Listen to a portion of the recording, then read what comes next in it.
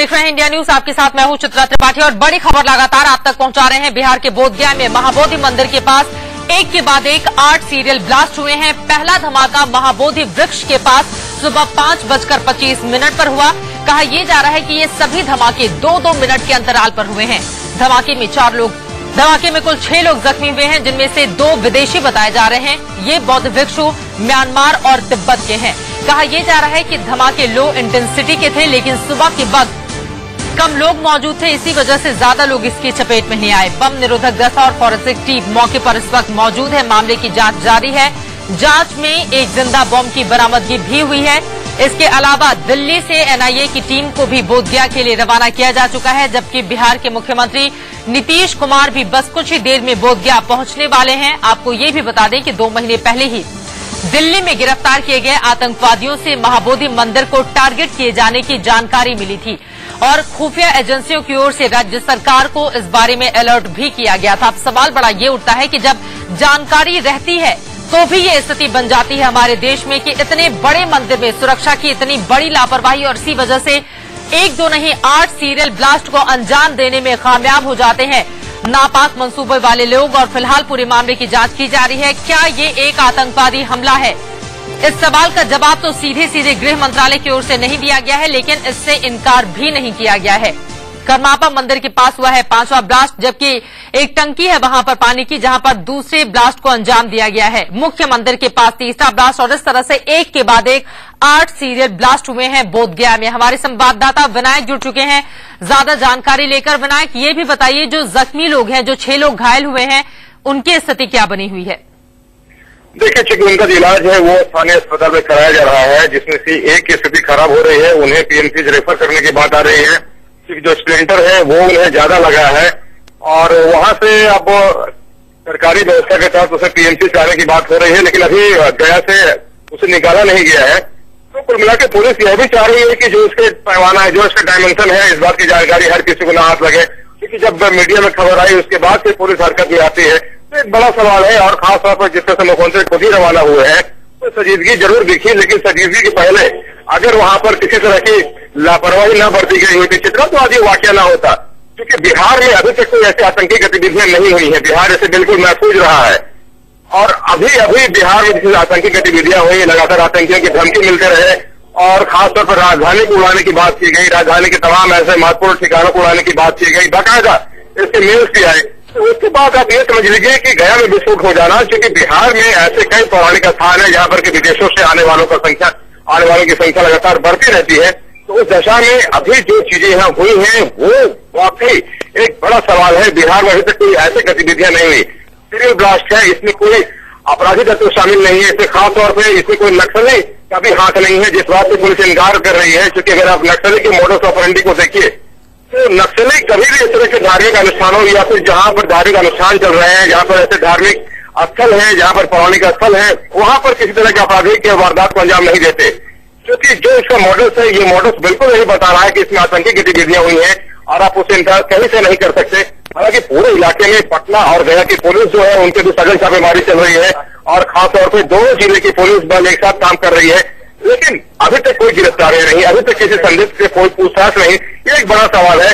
और सबसे चौंकाने वाला वाकया ये है चित्रा कि जब बिहार पुलिस के पास आज से 7 महीना पहले इस बात की सूचना थी कि वहां पर इस तरह की आतंकी गतिविधियां हो सकती हैं, तो बड़े ऐसे महत्वपूर्ण धार्मिक स्थल है, विष्णु पद मंदिर है, जहां पर के लोग पिंडदान करने के लिए पूरी दुनिया भर से आते हैं। मलेमास का मेला भी शुरू होने वाला है, इसमें वक्त बहुत कम है।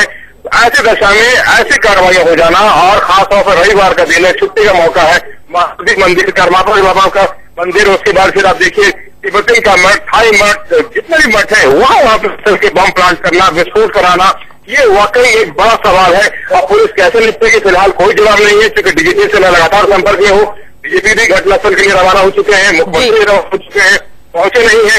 लेकिन गृह मंत्रालय जरूर सख्त हुआ है, पूरी रिपोर्ट मांग रहा है, लेकिन इस रिपोर्ट से अब आगे की कार्रवाइयां क्या होगी? सवाल लेकिन बड़ा ये उठता है ना कि बार बार रिपोर्ट तो मांग ली जाती है, जो जितने भी धार्मिक स्थल हैं उन सभी की सुरक्षा व्यवस्था बढ़ाने की बात कह दी जाती है, लेकिन शुरुआत अगर हम करें, हमने देखा था 2002 में गुजरात के अक्षरधाम में हमला 2006 में वाराणसी के संकट मोचन, 2006 में ही मालेगांव में एक मस्जिद पर हमला हो जाना, 2007 में मक्का मस्जिद आंध्र प्रदेश में हमला हो जाना। इस तरह से लगातार एक के बाद एक मामले जो भारत में धार्मिक स्थानों के हैं वो बढ़ते हुए चले जा रहे हैं। उसके बावजूद भी हमने पुरानी घटनाओं से कोई सीख नहीं ली और इसी वजह से एक बार फिर से एक बड़ा मंदिर बना है।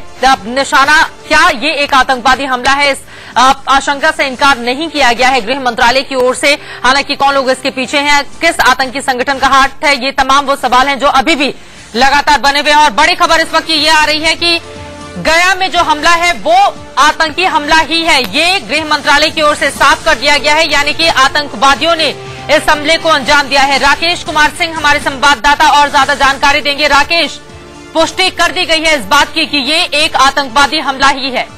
देखिए, इंडिया न्यूज से खास बातचीत में केंद्रीय गृह मंत्रालय के गृह सचिव ने इस बात की पुष्टि कर दी है, अभी की सबसे बड़ी ब्रेकिंग न्यूज खबर कि ये आतंकी हमला है और पूरे मामले को कोऑर्डिनेटेड वे में इसको अंजाम दिया गया है। गृह मंत्रालय ने, चित्रा, पहली बार मैं अपने दर्शकों को बताना चाहूंगा कि गृह मंत्रालय ने, जो पहले भी इंडिया न्यूज बता रहा था कि आईबी ने इंडिया न्यूज से खास बातचीत में कहा था कि आतंकी हमला है, अब केंद्रीय गृह मंत्रालय ने भी इसकी पुष्टि कर दी है कि ये आतंकी हमला है। क्या इसके पीछे इंडियन मुजाहिदीन है? क्योंकि लो इंटेंसिटी के अब जिस तरह से धमाके किए गए हैं और मौके से जो विस्फोटक सामग्री बरामद हुई है वो सीधे सीधे इंडियन मुजाहिदीन की ओर ही इशारा कर रही है। गृह मंत्रालय ने क्या कुछ कहा है इस बारे में? देखिए चित्रा, जो कारस्तानी है, इस तरह के धमाके में माहिर अगर कोई संगठन है वो तो इंडियन मुजाहिदीन है, लेकिन शक की सुई जरूर उसकी ओर है। लेकिन इसकी पुष्टि अभी तक केंद्रीय गृह मंत्रालय ने नहीं की है। लेकिन इतना जरूर है चित्रा कि गृह मंत्रालय ने पुष्टि कर दी है कि आतंकवादी हमला है और पूरी साजिश के तहत इसको अंजाम दिया गया है। सबसे एनआईए की टीम अब से कुछ देर में वहां पर पहुंच रही है। एनएसजी की पोस्ट ब्लास्ट टीम, जो कि इंडिया न्यूज से खास बातचीत में केंद्रीय गृह मंत्रालय के अधिकारी ने इस बात की पुष्टि की है कि एनएसजी की पोस्ट ब्लास्ट टीम जो है वो बोधगया के लिए रवाना हो गई है। बिल्कुल, वहां की तमाम टीमें अब रवाना की जा रही हैं। और राकेश, लेकिन सवाल बड़ा ये उठ रहा है, 2 महीने पहले जो दिल्ली से एक आतंकी गिरफ्तारी हुई थी, उसने बोधगया में आतंकी हमले की बात कही थी, उसके बावजूद भी इतनी बड़ी चूक कि पहले से जानकारी होने के बावजूद भी मंदिर परिसर में आतंकी हमला होता है और 1-2 नहीं बल्कि 8 सीरियल ब्लास्ट को अंजाम दिया जाता है। जिम्मेदारी किसकी बनती है इस तरह की घटनाओं के लिए? देखिए, पूरे मामले को लेकर चित्रा कहें तो खुफिया एजेंसियां असफल रही हैं, केंद्रीय और जो राज्य एजेंसियां हैं पूरे मामले को लेकर असफल रही हैं। समन्वय की कमी साफ तौर पर दिख रही है। जैसा कि चित्रा आपको याद करना चाहूंगा कि 26/11 हमले पे, जो मुंबई में आतंकी हमला हुआ था, हेडली ने भी इस तरह की पूछताछ में खुलासा किया था कि बोधगया को रेकी किया गया है।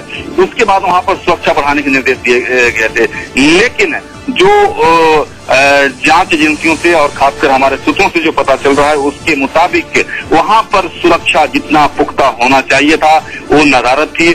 वहां पर कोई सुरक्षा के प्रबंध नहीं थे, जबकि आप जानते हैं चित्रा कि विभिन्न देशों से जो बुद्धिस्ट श्रद्धालु हैं वो वहां पर पहुंचते हैं और ऐसी स्थिति में जब आपके पास आईबी इंटेलिजेंस इनपुट्स है और बावजूद वहां पर सुरक्षा व्यवस्था नहीं होना, ये सबसे बड़ा सवाल खड़ा करता है। लेकिन अभी की सबसे बड़ी खबर यही है कि केंद्रीय गृह मंत्रालय ने, जो इंडिया न्यूज ने पहले ही साफ तौर पर बताया था कि आईबी ने इसकी जानकारी दे दी है कि ये आतंकी हमला है, अब केंद्रीय गृह मंत्रालय ने इसकी बात की पुष्टि कर दी है कि ये आतंकवादी हमला है। चित्रा, बिल्कुल, काफी बड़ी जानकारी हमारे संवाददाता राकेश कुमार सिंह इस वक्त देते हुए। गया में जो धमाका हुआ है वो एक आतंकवादी हमला ही है, सुनियोजित तरीके से इस धमाके को अंजाम दिया गया है। हालांकि इसके पीछे कौन सा आतंकवादी संगठन है ये अब तक साफ नहीं हो पाया है। राकेश, अब गृह मंत्रालय पूरे मामले में अपने कदम आगे कैसे बढ़ा रहा है? देखिए, पूरे मामले पर केंद्रीय गृह सचिव अभी अपने नॉर्थ ब्लॉक जो उनका दफ्तर है वहां पर पहुंच चुके हैं। आला अधिकारियों के साथ लगातार जो है बैठक की जा रही है। केंद्रीय गृह मंत्रालय में अभी एक उच्च स्तरीय बैठक चल रही है जिसमें पूरे मामले पर विचार किया जा रहा है, रिव्यू किया जा रहा है, समीक्षा की जा रही है। लेकिन केंद्रीय गृह मंत्रालय, खासकर केंद्रीय गृह सचिव ने इंडिया न्यूज से बातचीत में कहा है कि पूरे मामले को लेकर जब तक डीजीपी वहां नहीं घटनास्थल पर पहुंचते हैं, उन्हें जो बताया गया है कि डीजी कुछ समय में वहां पर पहुंचने वाले हैं, उसके बाद रिपोर्ट आएगी। लेकिन सबसे बड़ा सवाल ये उठता है चित्रा कि बोधगया मंदिर पहले से ही आतंकियों की सूची में था, आतंकियों के हिट लिस्ट में था, लेकिन वहां पर सुरक्षा का जिस तरह से अनदेखी की गई है, ये सीधे तौर पर सवाल खड़ा करता है हमारी सुरक्षा एजेंसियों, खासकर राज्य सरकार की जो सुरक्षा वहां पर होनी चाहिए थी, वो कहीं न कहीं नदारद दिख रही है। बिल्कुल, राज्य सरकार की ओर से एक बड़ी लापरवाही पूरे मामले में बरती गई है, यह अब साफ तौर से सामने आ रहा है, क्योंकि जब भी इस तरह की आतंकी घटनाएं सामने आती हैं, सीधे सीधे जो ठीकरा है वो खुफिया एजेंसियों के सिर पर फोड़ा जाता है। लेकिन यहाँ पर तो बाकायदा इंटेलिजेंस ब्यूरो की ओर से, आईबी की ओर से जानकारी तक दे दी गई थी कि बोधगया में इस मंदिर को आतंकी अपने निशाने पर ले सकते हैं, यहाँ हमला हो सकता है। बावजूद इसके सुरक्षा के इंतजाम वहां पर पुख्ता नहीं किए गए और इसी वजह से 8 सीरियल ब्लास्ट को अंजाम देने में आतंकवादी यहाँ कामयाब रहे। फिलहाल के लिए राकेश, आप नजर बनाए रखिए, आगे भी जानकारी आपसे हम लेते रहेंगे। विनायक हमारे साथ लगातार बने हुए हैं। विनायक, आतंकी हमले की पुष्टि कर दी गई है गृह मंत्रालय की ओर से। बिल्कुल चित्रा, जिस तरह से बात आ रही थी और जो वारदात वहाँ की हुई है उससे आप इनकार नहीं कर सकते, क्योंकि इसके पहले भी क्या जैसे कहा जा चुका था, जो अलर्ट जारी किया गया था वो आतंकी के निशाने पे था। और जिस तरह से जो इनका मोडस ऑपरेंडी है, जैसा मैं कह रहा था कि नक्सली वारदात नहीं हो सकते, आतंकी गतिविधियां इससे हुई हैं और इंडियन मुजाहिदीन के बारे में बातें आ रही थी। अभी भी हालांकि पुलिस के कई ऐसे बड़े सोर्सेस हैं जो इस बात से भी इनकार नहीं कर रहे हैं कि इसमें इंडियन मुजाहिदीन का हाथ है।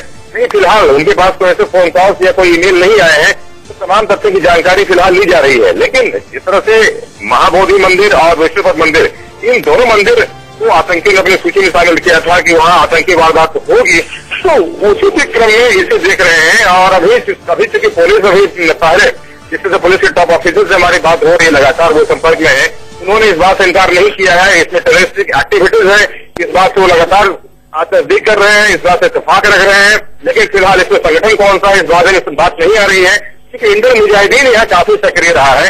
इंडियन मुजाहिदीन के यहाँ कई लोग यहाँ से भर्ती किए गए हैं। फसी महमूद जो यहीं का रहने वाला, बिहार का रहने वाला है, जिसके बारे में लगातार बातें आ रही थी कि फसी महमूद के खिलाफ जब रेड कॉर्नर नोटिस जारी हुआ था, तो यहाँ से उस दरमियान और भी कई संदिग्ध गिरफ्तार हुए थे। तो कुल मिलाकर भी गिरफ्तारियां बिहार से कई हुई। लेकिन इसका हुआ क्या है कि जिस तरह से बिहार में जो बिहार पुलिस की सक्रियता बढ़ी और खासतौर पर केंद्रीय एजेंसी के साथ बिहार पुलिस ने जब से सक्रिय होकर काम करना शुरू किया, संदिग्धों की गिरफ्तारियां शुरू हुई, उसके बाद से आतंकी भी अपने भाव सिकोड़ लिए और बिहार जो उनके लिए महफूज जगह बना करता था, वो जहां रहते थे, उनका ट्रेनिंग चलता था, उसे बिहार पुलिस और केंद्रीय एजेंसियों ने ध्वस्त करने में सफलता हासिल की है।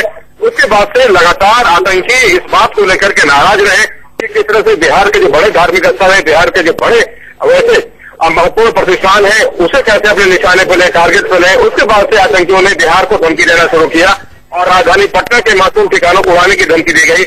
महाबोधि मंदिर में 8 ब्लास्ट हो रहे हैं, जिंदा बम की बरामदगी है।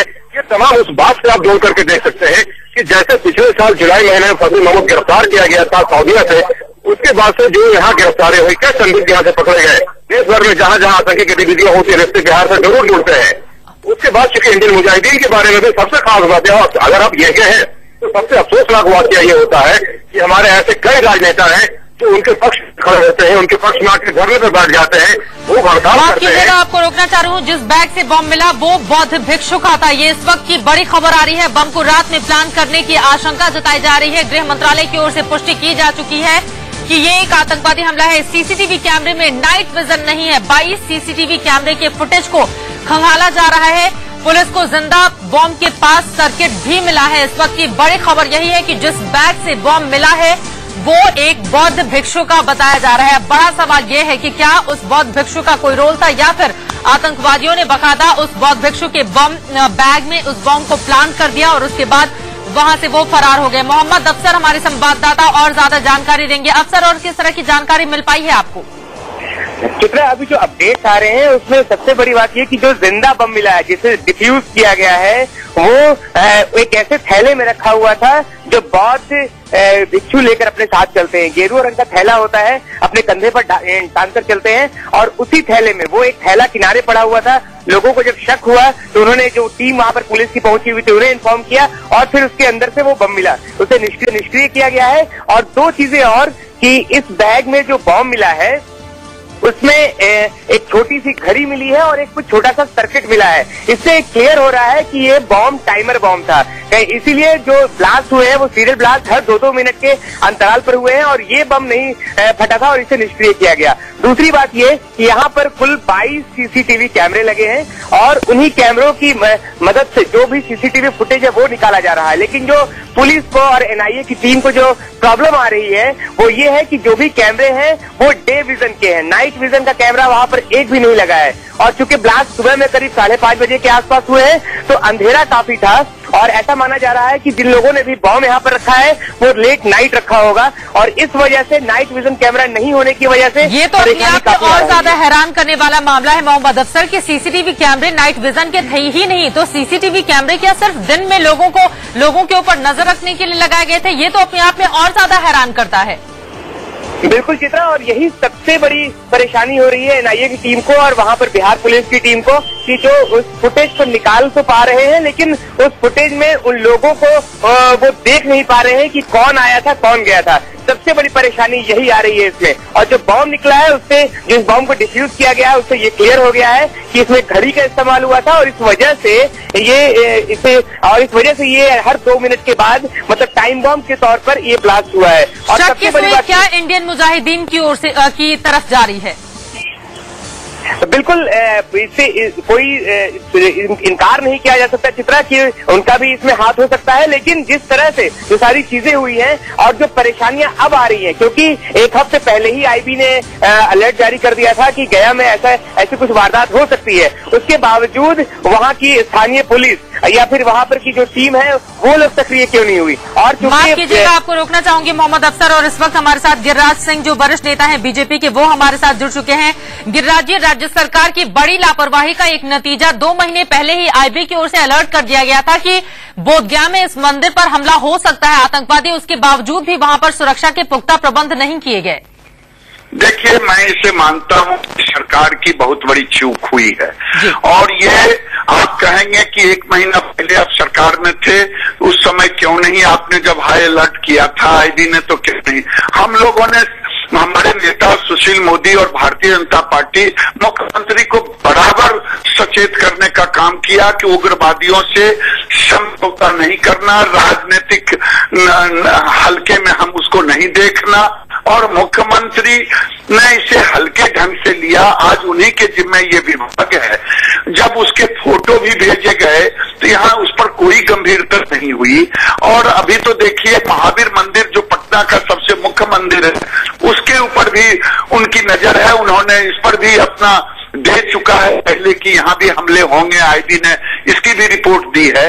तो आज बिहार सॉफ्ट जोन हो गया है उग्रवादी आतंकवादियों के लिए, क्योंकि आपने देखा होगा आज से 4-6 दिन पहले बिहार सरकार की पार्टी और बिहार सरकार ये इरशद जहां जैसे आतंकी को भी अपने कह रहे हैं बिहार की बेटी और वोट लेने की कोशिश कर रहे हैं। तो ये नजरिया बदलना होगा मुख्यमंत्री को, नहीं तो बिहार को सॉफ्ट जोन से निकालना होगा, सख्त कदम उठाना होगा।